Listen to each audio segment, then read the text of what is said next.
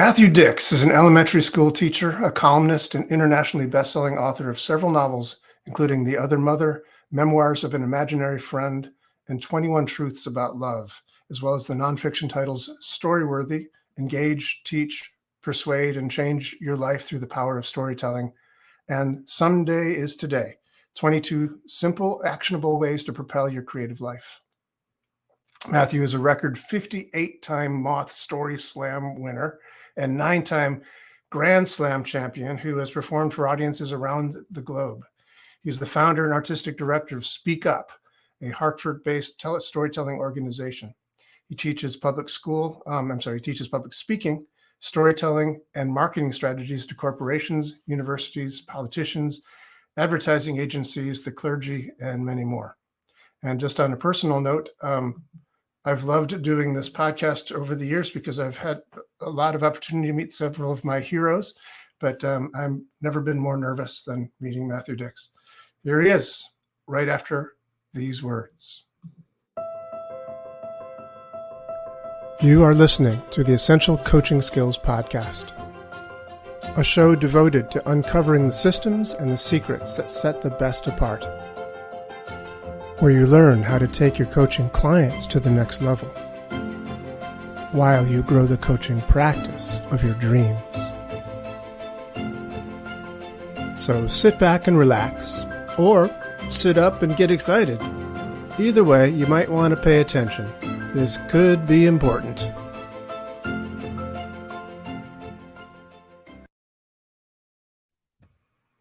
Hello, Matthew.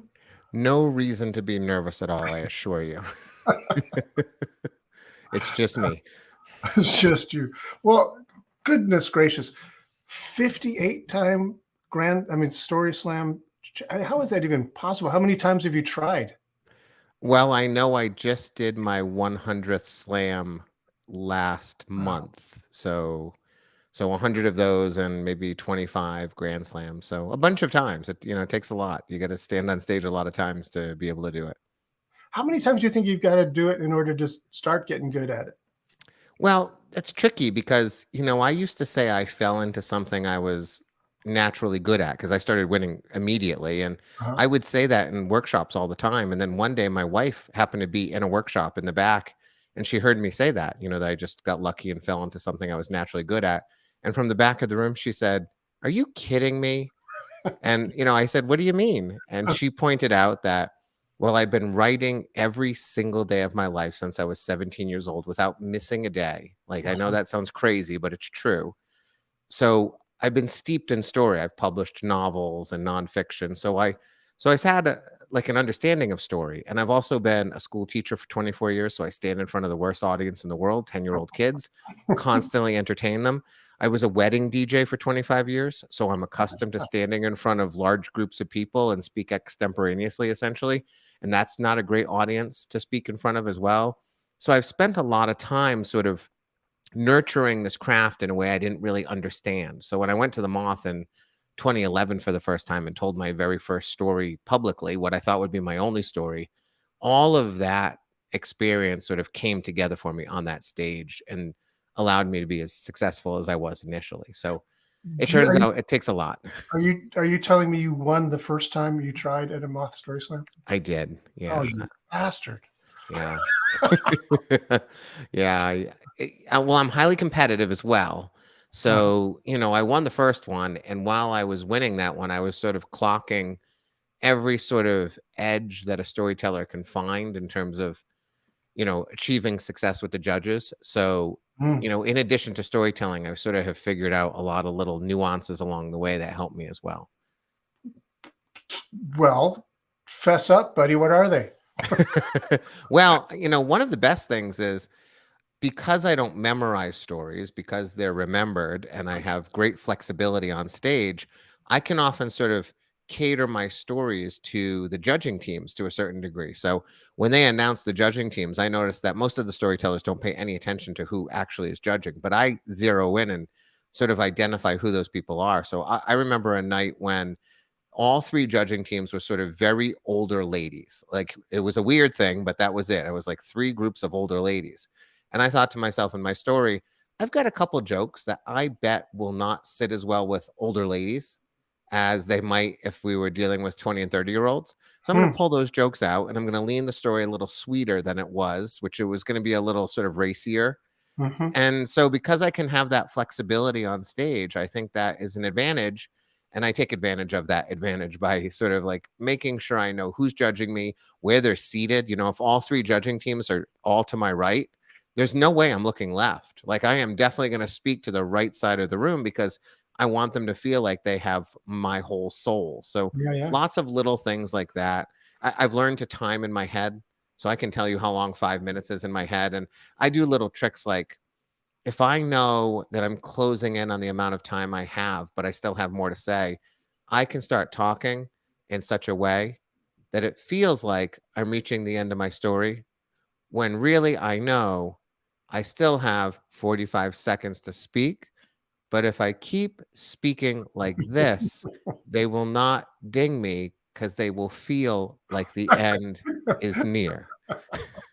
And so all of these things sort of come to play. Now, most people don't go to a Moth StorySLAM and act like a competitive jerk in the way that I do, but that Right. is sort of my modus operandi. Well, it's been working. Yes. Yeah. No, it's kind of amazing because I can show you my storytelling book. This is my one of my storytelling books. So I write my stories out. I don't memorize them per se, but they're pretty much the same every time I tell them. And I also am somewhat competitive, perhaps not a story competitive jerk or however you described yourself, but pretty there, pretty much. But I've never done what you've just said about trying to notice who the judges are and tailor it to them. That's a very clever idea. Well, there is some criticism occasionally when I'm at a competition for storytelling, like why are we turning this art into competition? Why do we have Mhm. judges and things like that? But I always point out to people that part of the reason that I'm able to work with Fortune 100 companies and nonprofits and basically make a career if I want in storytelling Right. is because I have a verified record of achievement. If there was no competition, then I would be just a guy who goes to New York and Boston and tells great stories. And the collection of people who happen to show up at those shows get to know me and I become a known quantity in those places, but that's the end of it. Right. But if I can say to people, well, I've won a record number of grand slams and I've won 58 story slams and my record is I win more than 50% of the time, that makes an impact on decision makers who are going to help me produce my books and Absolutely. all of those things, they start to really matter. So I think competition has a role to play in terms of, identifying the best and I think Mhm. that's important. Absolutely. And what's also great about that is that we know that you are an expert who has a way of getting a story across to people, whether or not you win a prize for it or not, but you have a way of getting the message across to people in a effective way. Right. And your book Storyworthy really lays that out in an incredibly precise manner of like the 5 second moment is just that's just brilliant. Very much in keeping with Seth Barish's way of getting to the point of the story, but really puts it in a storytelling form that is applicable whether you're doing a Moth StorySLAM or whether you're doing a presentation at a corporation or a wedding toast or whatever it might be. Yeah, a lot of the customers now, the people who are buying Storyworthy tend to be in the business world. I'm actually writing now the Storyworthy for business, Oh, targeting cool. specifically their needs. But it turns out that this book has sort of landed in that market because what I've weirdly discovered over time is every single thing that I do on stage to convey a personal story can directly be applied to a marketing deck, a sales pitch, an entrepreneur's presentation, a wedding toast. I'm working on a eulogy with someone right now. He's writing a pre-eulogy. His father's still alive, actually. But when his mother died, he realized everyone was in such terrible shape that the funeral didn't quite go off as well as he had hoped. So he said, I want to actually have something in the can so that when my father does pass away, I am not at a loss for what to say. I want to give him what he deserves. So Yeah, all of those strategies, though, suspense and surprise and stakes and humor and everything that I do to tell a personal story is directly applicable to everything else. I always say story is story is story, regardless of where it's being performed. that's great. So tell us a little bit more about this now. So if people don't know, and I'm sure there are some people on this podcast that are not aware, I started telling stories because I'm a therapist and I do Ericksonian hypnosis, and Erickson was famous for telling therapeutic teaching tales, if you will, therapeutic metaphors. So that's always been my sort of approach to, the coaching application of story. But Moth stories are supposed to be 5 minutes in length. At least the StorySLAM ones are about 5 minutes in length. You get penalized. I'm not sure how much the coaches actually penalize if you go over 5 minutes, but the idea is it's 5 minutes. And then it's supposed to be true. Yes. So how is it that you can tell stories like that are fictional? You write novels and also do what you're talking about, suspense and surprise and humor and, getting to the point of the story, that 5-second moment. How can you do that and tell a true story? Well, the difference I always say is when I'm writing fiction, I make everything up. Although I do draw from real life, Mhm. I tend to heighten real life experiences of myself and other people and include those in the book. But when I'm telling a story for the stage, I love it because I feel like it's a puzzle. I have a pile of facts that I can't escape. Like I have to say what happened. Now I don't have to say everything. So I always say I've never said anything on stage that didn't actually happen. But I have removed things from stories that are inconvenient. So if I have a friend with me on some adventure, but he doesn't actually play a role in the story, he's out of the story because he's just going to clutter the field. Sure. Well, and I have friends who get upset with me. They say, like, "I was there." And I say, "But you didn't really do anything, so I needed to just not be But you didn't do anything. there." I mean, you were there, but you didn't contribute. I think that life in general is filled with stakes and surprise and suspense and humor Uh-huh. and all of these things. Yeah. And I think the problem is so often storytellers, when they think about their story, they think about reporting on their life. I have to say the things that happened in the way that I remember them, and oftentimes in the way I remember them today, as opposed to the best stories, which are I'm going to recall what it was like when I was 17. I'm not going to bring in the years of experience and the wisdom that I have now. I'm going to make sure that as close as possible, I'm going to reflect that mindset of the 17-year-old when I'm telling that story. And that story is then, therefore, going to be filled with suspense, drama, surprise, stakes, all of those things. Those things tend to fall away when we tell a story as a 40-year-old reflecting back on our 20-year-old life. We have to get into the 20-year-old version of us in order for all those things to come back to life. So rather than reporting on our lives, we're looking for significant moments in our lives and looking to put ourselves back into those moments as best as we can. Yeah, that's right. And I think it's also true that, as you said, people do tend to report on it. So they want to get the chronology of the first this happened, then this happened, and then this happened, and this happened. And the story becomes just kind of a reportage, if that's the right use of that word. Yeah. Yeah, I agree. As opposed to what you are so good at, so amazingly good at, which is to just report on the things that are important for the story to get to a point where there's this dramatic release or something, as you call it, the 5-second moment. Could you tell us a little bit about that? Sure. I sort of believe that every story is essentially about one thing. It has to be about one thing. If you have a story that has 2 points, you don't really have a story. In the same way they say in the NFL, if you have 2 quarterbacks, you don't have a quarterback. Hmm. If you're trying to say 2 things in the course of one story, you're not really going to end up saying anything. So, what I'm always looking for in a story is it's a moment of change. It's always transformation, which is I used to be one kind of person and now I've changed into another kind. Or more common is realization. I suddenly see the world or myself or Hmm. my kids, somebody in a new way. My mind has been changed. And I think that change happens instantaneously. I think there's a lot that leads up to this to that moment of change. And that's sort of 95% of the story is let me explain the path I took so that this moment that happens to me, this significant moment in my life, is told with the greatest clarity possible. I need to give you the perspective and the context and the understanding, but ultimately we land on a singular moment. And I think that happens in our lives.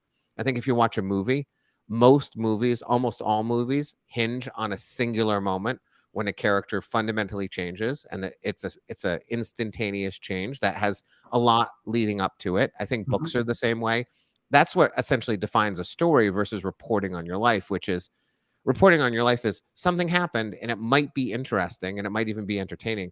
But if there's not that sort of fundamental shift in your humanity, you're not really telling a story. You're really just telling us stuff that happened over the course of time. So 5-second moments are those moments when you fall in love or you fall out of love or you realize you're an idiot or you realize maybe you're not an idiot. You see your kid in a new way. That they're just, I call them 5-second moments because they're instantaneous. You were one way and now you're not. And that's what we're aiming to tell about in every story we tell. So how is it possible that if you've changed, that you've evolved and had these realizations, became a different person, that you've got 100 stories that you could tell that have that moment in it? Well, I've told 160, so the number is even bigger. The thing is, I think what happens to people is they sort of disregard moments of great meaning and not see them for what they truly are. I think there's many, many moments in our lives where something small or seemingly small happens that is ultimately significant to our life. And I think, oddly enough, so many of those moments for me, if you were watching me experience that moment in real time, you would never know anything happened because almost everything that changes about us and our humanity happens inside our head. Mm. There's sort of not like that I'm clinging to the edge of the cliff and I suddenly have a realization about my life. It's more likely my son says something to me. And when he says it to me, I suddenly see him or the world fundamentally different. And if you're standing right next to me, unless you hear my story or unless you feel the same way after hearing what my son said, you probably don't even know I just had a moment. I think we have them all the time and we just disregard them because they're not attached to moments of excitement or adventure. So we have to find those moments that are just, they're so important to us, but they don't necessarily look exciting on the outside. You have to sort of like find a way to bring those moments to the greatest clarity possible. That's brilliant. Thank you. How do you do that? I mean, how do you I don't know, how do you mine your life for these moments? Well, I've got tons of strategies. The one I use the most is homework for life, which is sort of this process I created, I guess, a dozen years ago. I was sort of in desperation because my list of stories was starting to run out, and I didn't want to be one of those storytellers who rolled out the same 9 chestnuts every night, which those people exist, and I didn't want to be that. So, sort of believing that there are stories in my life that I'm not seeing, and there's also stories from the past that I have not recognized. I started asking myself every day. I decided at the end of the day, I'll ask myself, what is the most story-worthy moment I had on this day? What is the moment that is unlike any other moment, even if nothing happened on the day? Hmm. The prompt I always actually gave myself was, if someone kidnapped my wife and family and they said, you don't get him back until you take a stage and tell a story about something that happened today, what would that story be? And that's what I write down. I don't write the whole thing down because that's insanity. Nobody wants to write a whole story every day. And I don't write any of my stories anyway. So instead, I just used an Excel spreadsheet. There's the date in the A column, and I stretched the B column across the screen. And in that B column, I would write down my moment. And in the beginning, I would occasionally find a thing. But over the course of 12 years, I went from averaging 1.3 entries per day, finding 1.3 moments that I thought worth holding on to. I now average 7.8 moments per day. Not all of them become stories. Actually, I did some math recently. Someone wanted to know about 10% of the things that I write down in my homework for life either become a story or become part of a story, an anecdote that I will use to support a story in some way. So that means 90% of the things that I write down never get heard by anyone, never make it to a stage. But I love every one of those too because I'm holding on to my life. I'm recognizing the preciousness of the day because most of us don't. Most of us Yeah. can't actually tell us what happened last Wednesday. And no matter how hard you try, you probably can't remember what happened last Wednesday or even in 2012. If I asked you, tell me some stories from 2012, I can make people cry sometimes by saying, all right, let's think about 2006. What do you got to tell from 2006? And when they realize they went around the sun and they can't remember a thing, I've had people cry in front of me. And I say, no, it's okay. Those stories are still locked in there. And I have other strategies to help you unlock them. But one of the best ways to do it is this homework for life, because you will start to see things. You'll develop a lens for storytelling that will really change your life in profound ways. That's really great.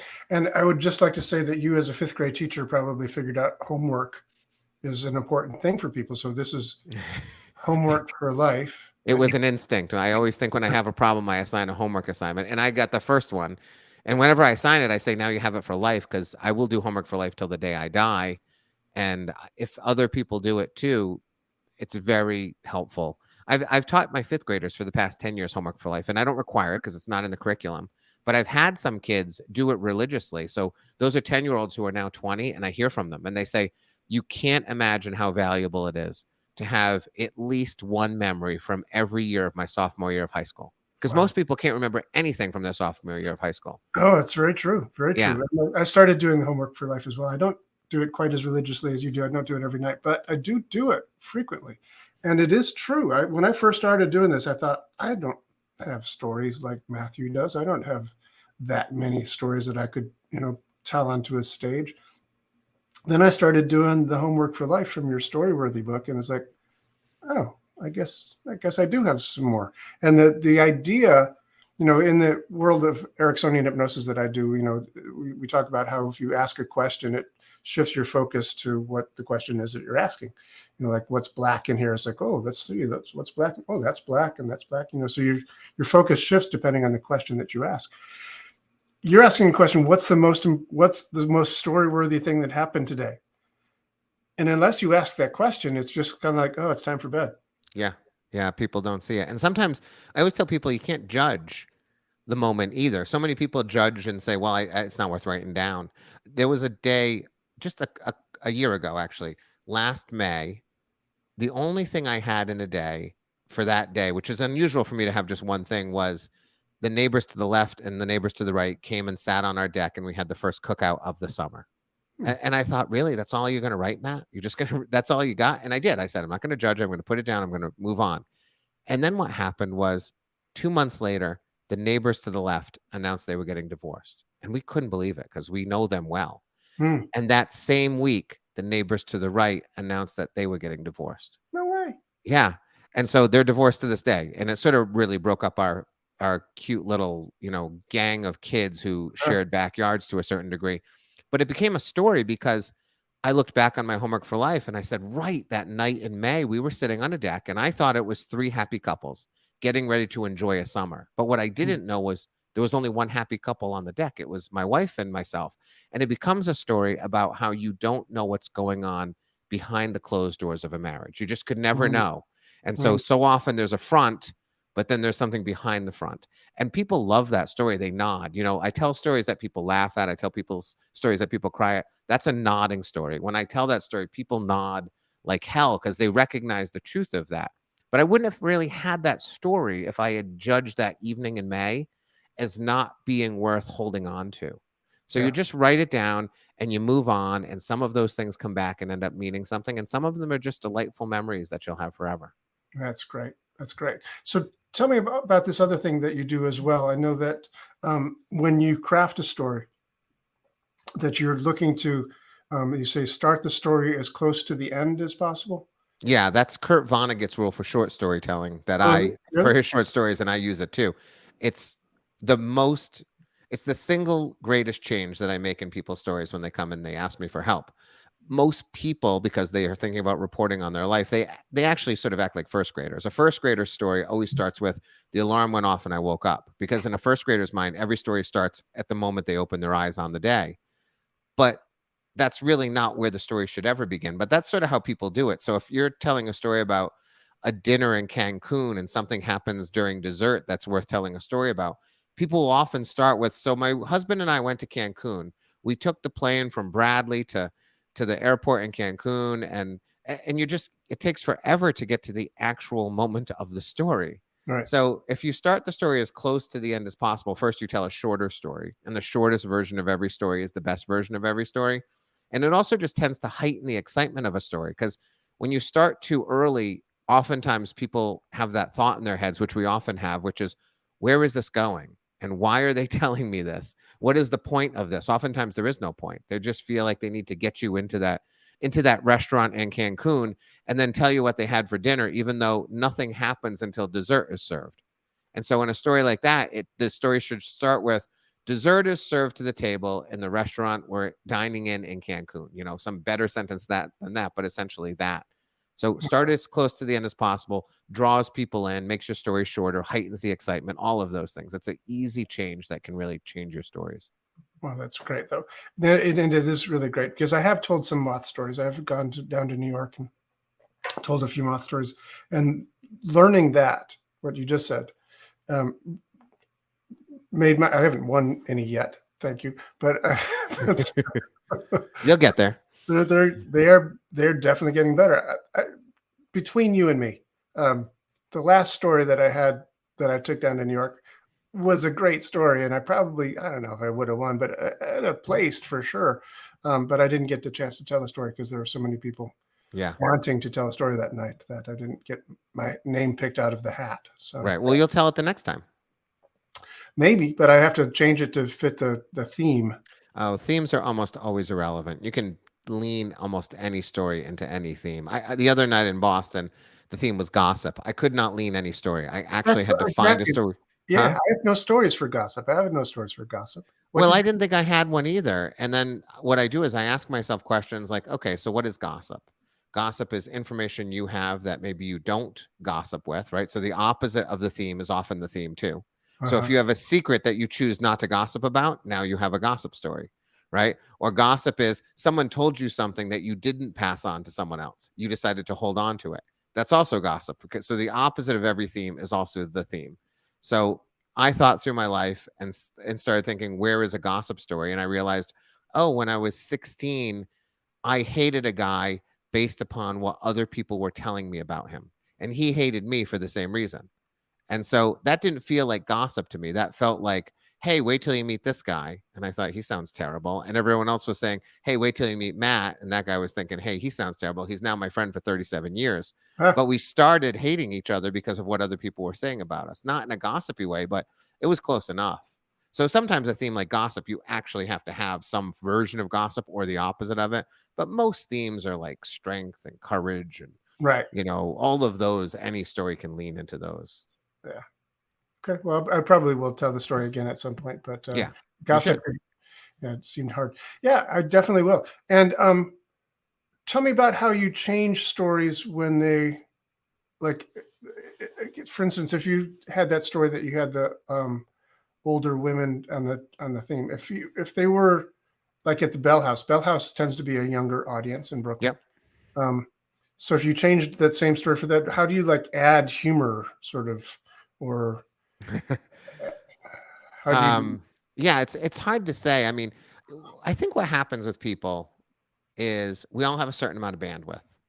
And I think that most people, when they're on the stage, unless there's someone like me, they use, let's say, 90 to 99% of their bandwidth to tell the story, to remember it, to keep their nerves down, and to successfully tell their story to the people.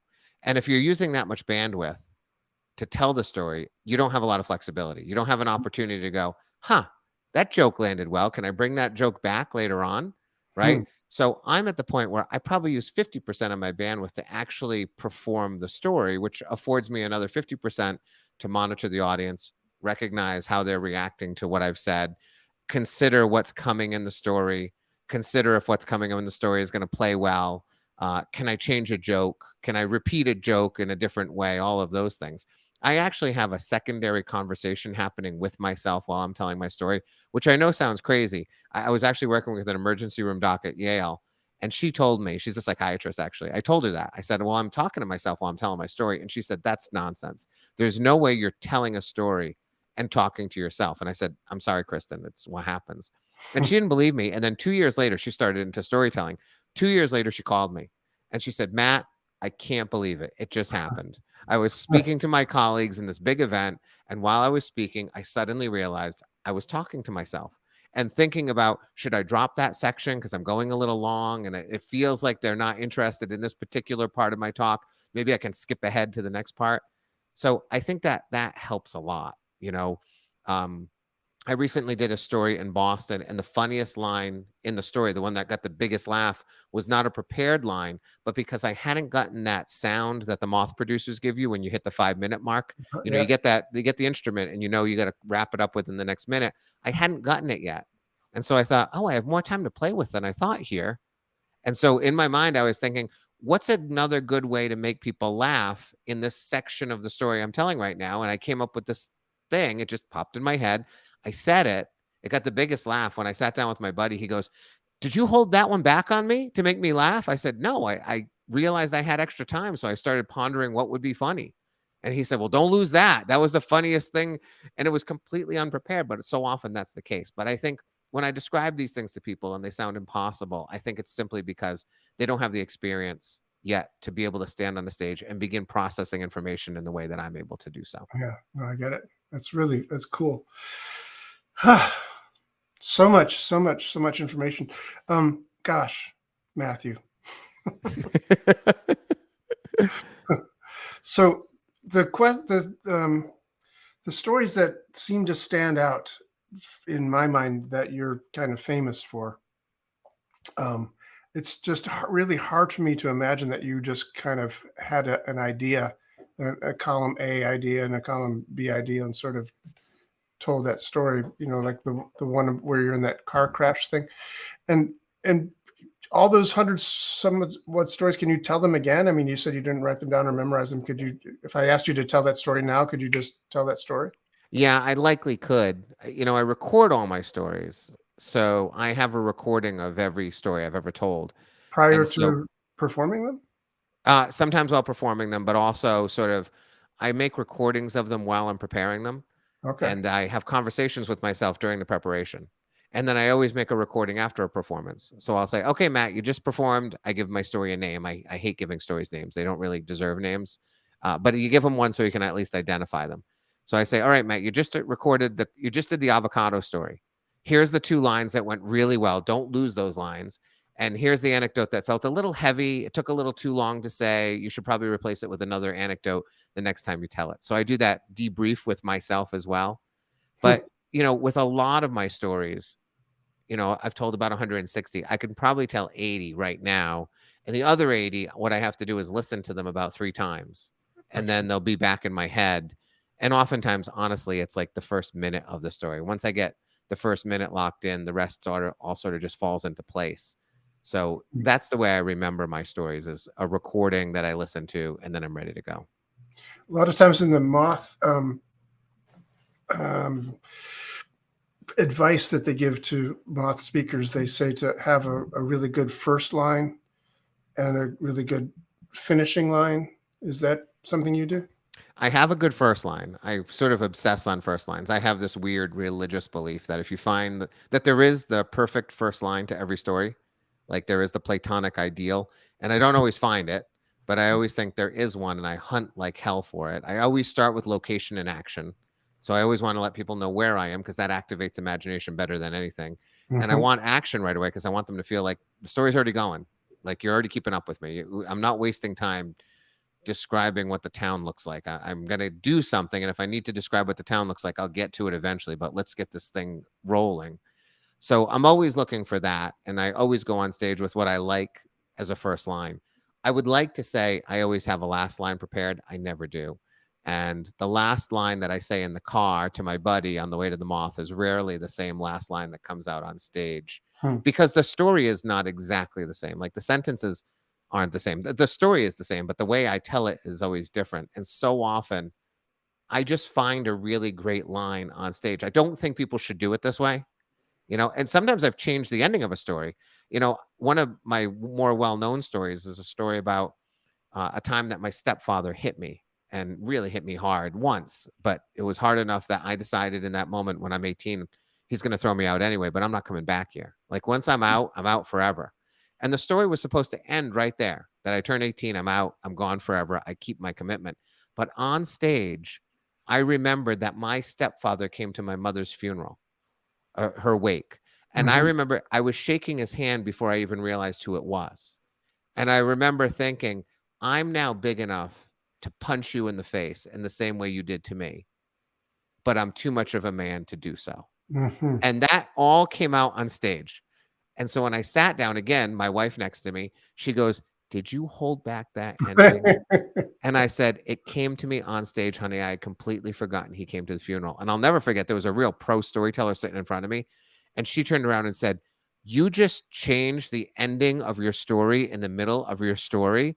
And I said, well, I didn't think of it until I was on the stage. And then I managed to bandwidth, right? Because I have the bandwidth, I suddenly go, oh my God, he came to the funeral. I shook his hand. And I remember I wanted to punch him and then I chose not to. What a great ending if I can just weave this in and get to it quick enough so I don't run out of time, all of those things. So I remember I dropped a little section out of the story so I could get to the ending. So, you know, I think you should have a great ending. I think you should know what your ending line is, but I do not, unfortunately. I'm sort of always I'm expecting it to end well, and it always seems to find a way to end well. Okay.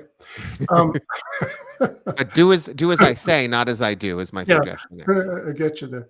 Yeah. It's interesting. I've been trying to catch up a little bit on reading that I should have done in junior high school and high school, and so I'm reading novels or listening to them on Audible as I'm commuting these days, Yeah. um, or running or jogging or something.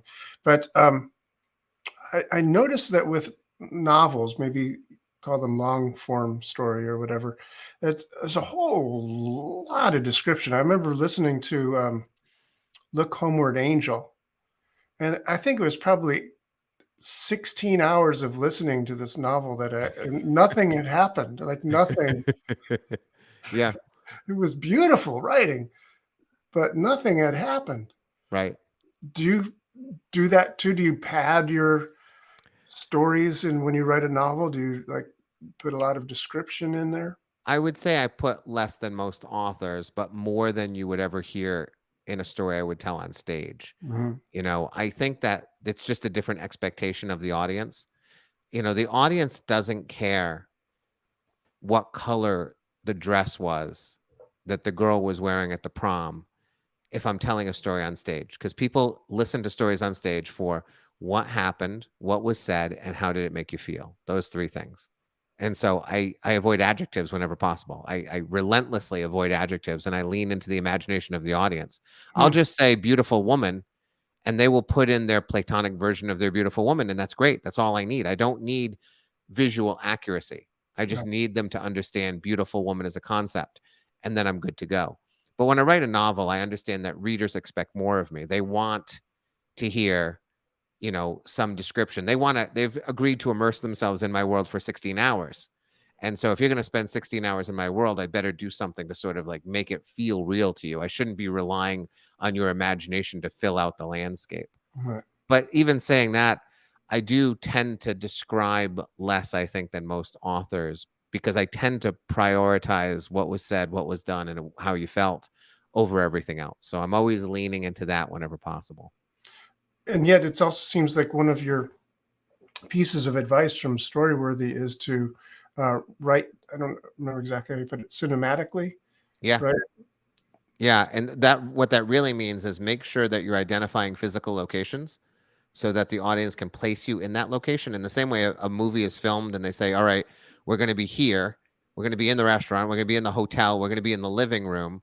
Right. If I say we're in the restaurant and I say it's a dive, you know, you can create that for me in my mind's eye. So I write cinematically, meaning I want the audience, or I tell stories cinematically. And actually I write them too this way so that the audience can always identify me in physical space.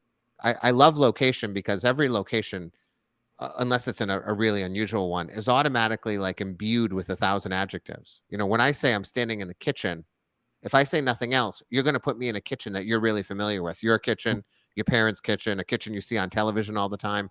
And that's great for me because that reality will be so much real in your mind. You'll see it with greater clarity than any kitchen that I can sort of assemble for you with words. And whenever I sort of provide details that are irrelevant to a story, whenever I'm describing things that don't need to be described, I'm drawing away from the audience's bandwidth.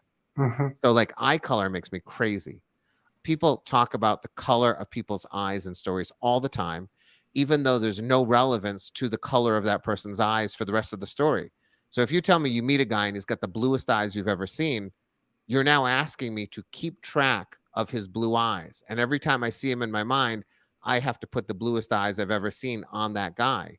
And if that doesn't play out to some relevance by the end of the story, what you've really done is just told me to pay attention to something that's utterly irrelevant, that was important to you because you knew the guy and you loved his blue eyes. But that's not really why we're telling a story. We're not telling a story to describe what we saw. We're trying to tell a story that says, here's what happened to me and here's how it changed me in some way.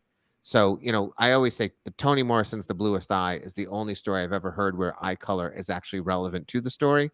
And yet it's all over every story I ever hear on stage because honestly, because people in first grade were taught to always describe more because more writing feels like better writing. And Mm. so I'm always looking to avoid description that has no relevance at all to the story. Okay. Yeah.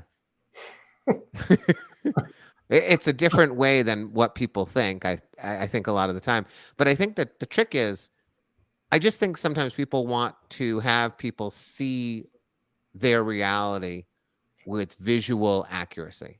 Right. But I just don't think anyone ever goes to a theater and says, boy, I hope I get a real good sense of what that living room looks like, or I really hope that I find out if was that an A-line skirt or was it, I really wanted, no one goes there for that. They don't. They're like, share vulnerability of your life. Tell us what you did, what you thought, what you said, and what it meant to you in the end. That's what people want. Do you pay much attention to your delivery? I mean, how your voice is affecting people, or volume, tonality, that sort of stuff? Yeah, all of that is very important. It's not essential. I tell people it's not a thing you should be thinking about initially. If you're taking a stage for the first time, the crafting of the story is the most important part. But volume, tonality, pausing, and pacing are all critical. So if I'm telling a story about stealing shoes when I was a kid, when I was 19, I stole some children's shoes from a shoe store. I tell that story fast because it's a caper.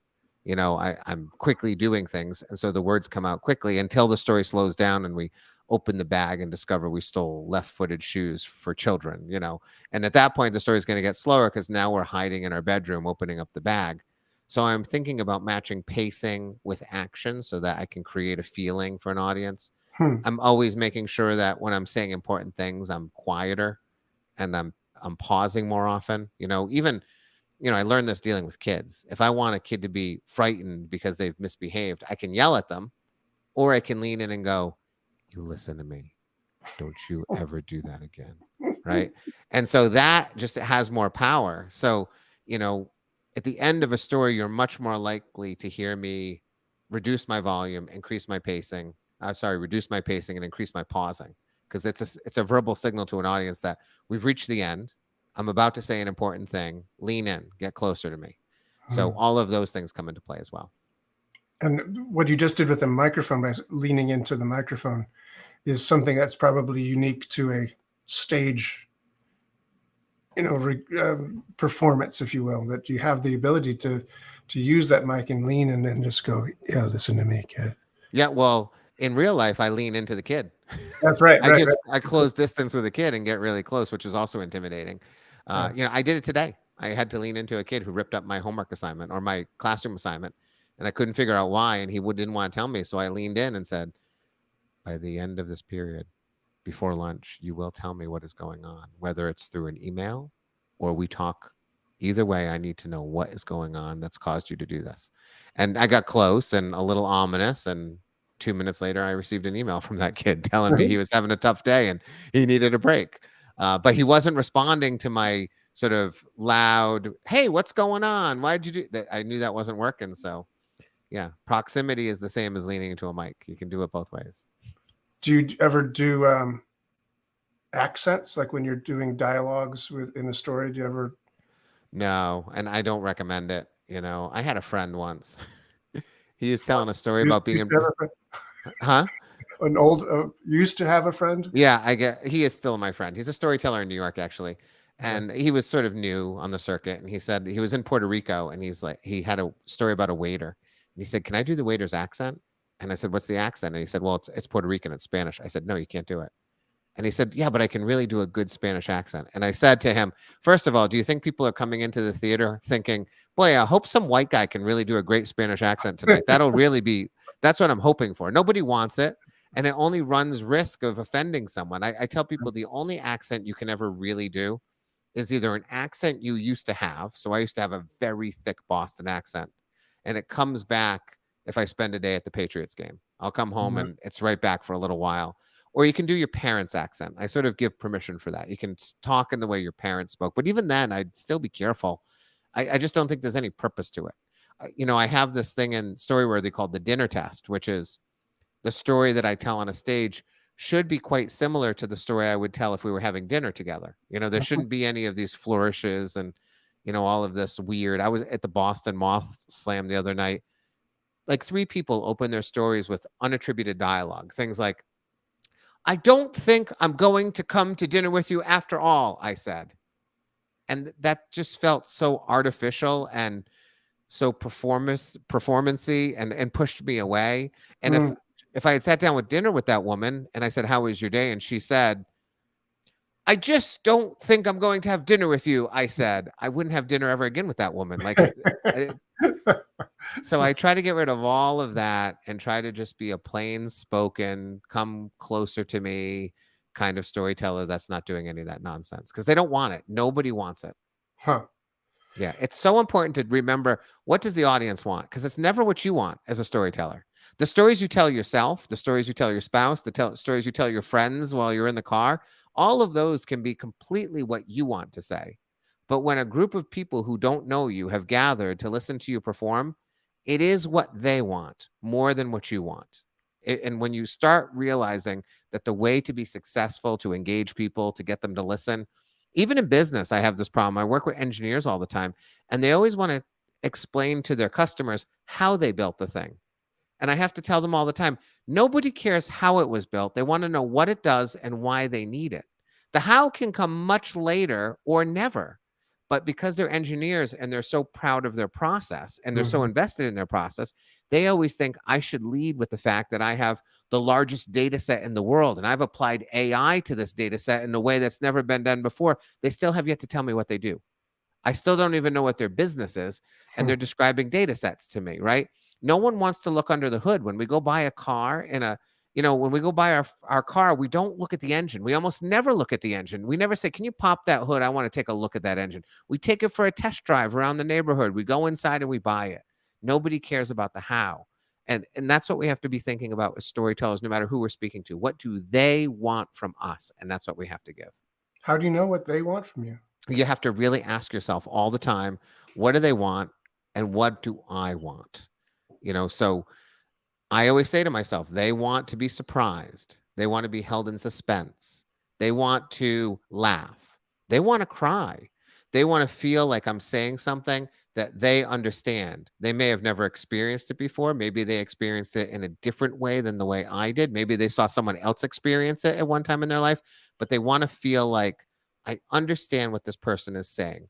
I've never been in that particular circumstance, but he's speaking about a thing that I can see, feel, and perhaps have felt myself as well. So I'm always thinking about that. Just watch movies.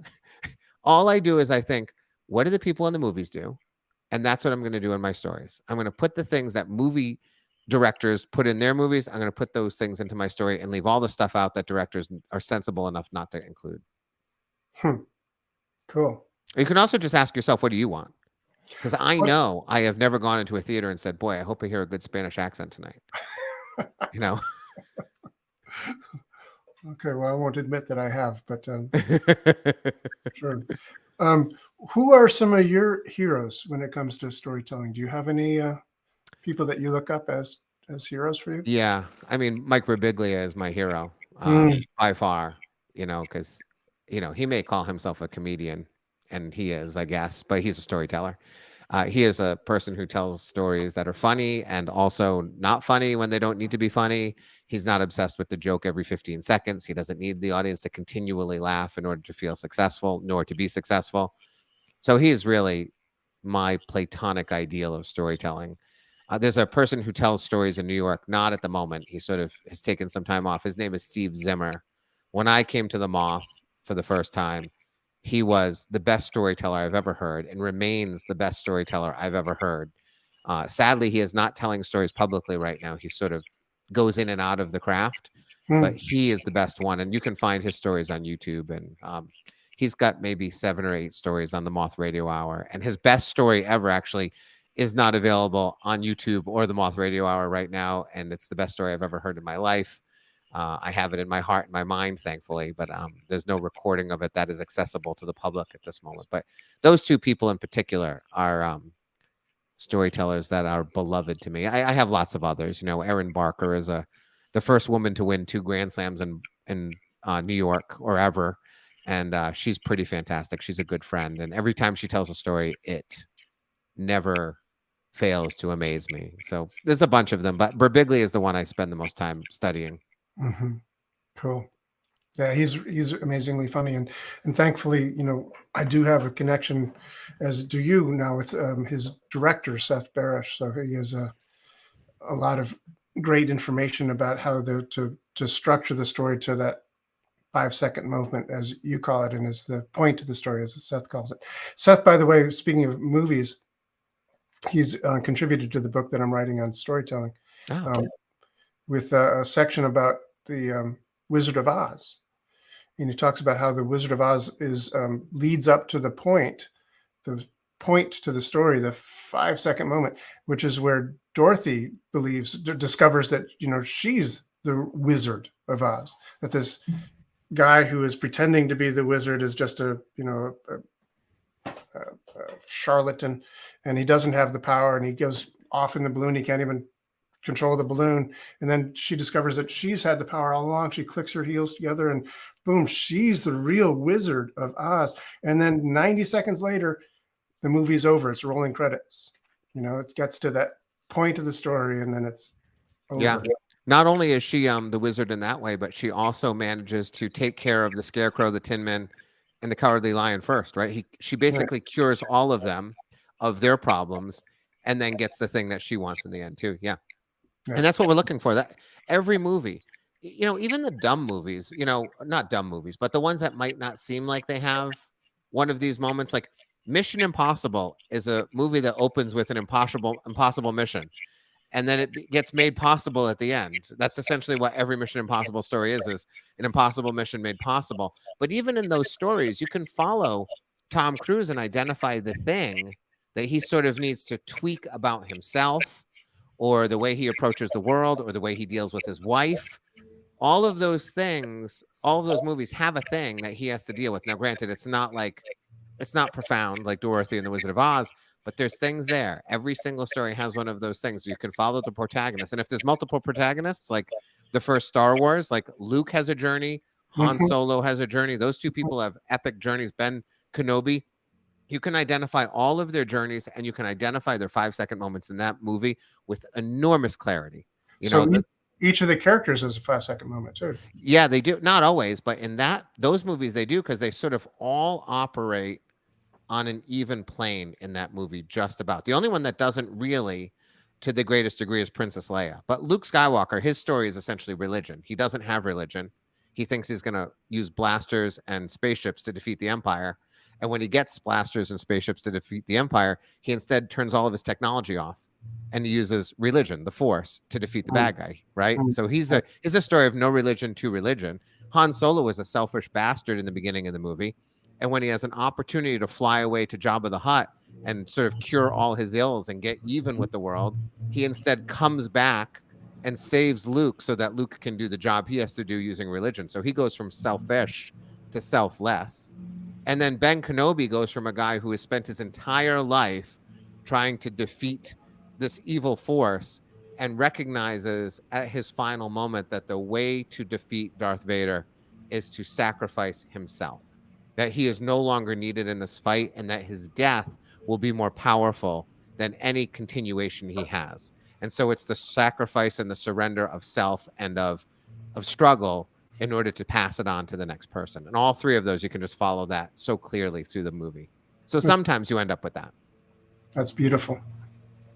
Well, gosh, I'm aware of our time here that has flown by, but thank you so much, Matthew, for being here. This is amazing for me to have you here and be talking about these things with you face to face. It's just beautiful. I really appreciate you being here. It is the topic that I love to speak about the most. So I appreciate the opportunity anytime. It's truly a pleasure to be speaking about these topics with folks. Great. Very cool. We'll have you back then. All right. Sounds great. Thanks so Okay, much. thanks. Bye-bye. Bye. This has been the Essential Coaching Skills Podcast. Thank you for being here. It's a pleasure seeing you again. Hope to see you again real soon.